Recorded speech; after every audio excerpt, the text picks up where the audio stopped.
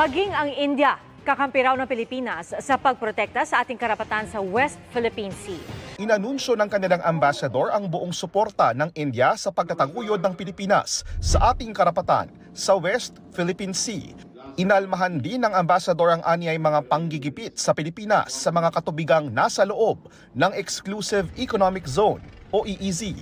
India stands shoulder to shoulder with our Filipino friends in working towards a shared objective of a peaceful and stable Indo-Pacific. We have and will continue to support each other. We reject coercion and intimidation. Suportado rin daw ng India ang pangangailangang pandepensa ng Pilipinas.